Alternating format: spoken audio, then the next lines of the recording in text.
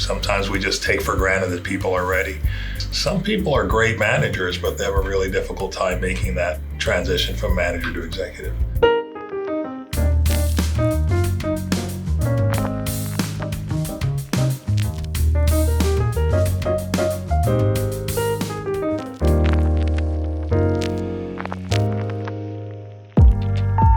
If I were to define sort of the key differences and considerations that you want to be mindful of when considering is this person a manager, is this person executive, you want to think about their accountabilities. You want to think about the scope and the scale of influence that they have within the organization, of impact that they have within the organization, and of responsibility that they have within the organization. An executive has responsibilities that invariably, and I would say always, go beyond their particular area of specialization. The C implies that even though that might be a marketing executive, or even though that might be a finance executive, that person's accountabilities lie throughout the organization. And in terms of a manager, you actually really do expect a manager to stay within their lane. The exceptional managers go beyond their specializations, but the truth is those ones are usually getting ready for something bigger. Not every manager has the ability naturally to transition to an executive. And this is something, in my experience, I've worked with a number of managers who've had to try to make that transition, and some have done it remarkably successfully, and others, it's become a defining moment in their career. Some are unable to arise to it because you literally go from being a manager and possibly a senior manager to an executive. It's almost an overnight transition in some cases if you're not careful.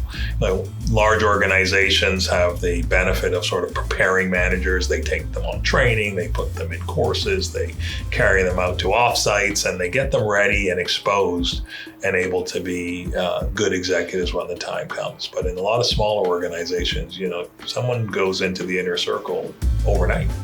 And it's a hard transition. And if you're not careful as the CEO of that organization, you might be doing someone a disservice. And it's really important that as an organization, when we're getting folks to be in that sort of inner circle, which is what you kind of define an executive as, that we're mindful that it's not the same. Executives are leading leaders. Managers are leading soldiers. That's probably a good way to look at it. If you take a week and you dissect a week, managers spend a considerable amount more of their week doing things than executives do. Executives, as I often say to people transitioning to executive roles, is you're no longer a doer. You're the one who has to get this thing done. So you get the doers to accomplish it. You identify the resources to get this done, whether it's people, whether it's funds, whether it's partnerships. But the executive's job is to get the task done once it's been determined to be of strategic imperative. And the manager's job is to carry out the tasks. When I was a CEO of a fairly large organization, I used to say to folks, my primary job is to be the chief unblocker. There's a huge amount of EQ and psychology in being an executive. And if you don't bring that to the job, you are going to have a very difficult time getting people to follow you because people want to be heard. Good executives are remarkably good at identifying where there is an issue that's causing the organization to stall or to be off track and give just enough input to get people going back in the right direction without overshadowing that person's independence. There are times when you have to give instructions. There are times when you got to tell people exactly what you want them to do.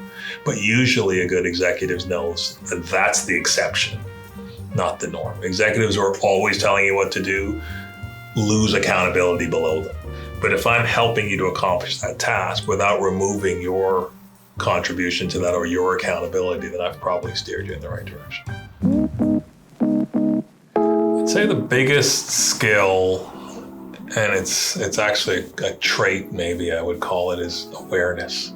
When you make the transition from manager to executive, whatever level of manager you were prior to becoming an executive, you have to be aware that this is different. When you have a C in front of your name, 2 people go to work. 2 people are involved in interactions. 2 people are involved in meetings. There's you, the individual, taking me as an example. There's Rodney, and then there's Rodney, the CEO. or there's Rodney, the CFO. And when you're talking to people, whether that's a stakeholder, whether that's an employee, whether that's a client, whether that's a board member, you should be aware of who's speaking. When it's a personal conversation, you can speak as Rodney, but you better make sure that the person you're speaking to thinks they're speaking to the you that is speaking. Like if Rodney's telling someone something and they're listening to the CEO, it could be a very different outcome from that conversation. So you've got to be aware and you've got to pay attention to the reaction of people to the conversations you're having. Don't assume that people respect you because of your position. People might respect the position, but have a different perception of you, the individual. I think that respect is always earned, no matter what position you're in, and it's your responsibility, more so as an executive, to earn that respect that the position deserves. People don't have to rise to that and give it to you. You've got to rise to demonstrate that you deserve it. Typically, the good leaders who are appointing the executive, they should be aware that you should choose people who people respect, because executives are to be followed. They're leading by virtue of the title, by virtue of the position. They're leading, and they're leading a wider audience than those before the executive level. Every executive affects and is affecting far more people than the other folks in the organization. This is a topic that's not often associated with finance executives or the CFO, and so you're looking at a CFO talking about the executive versus the manager. And the reason why it's so near and dear to me is I've seen many exceptionally talented and gifted people miss the mark.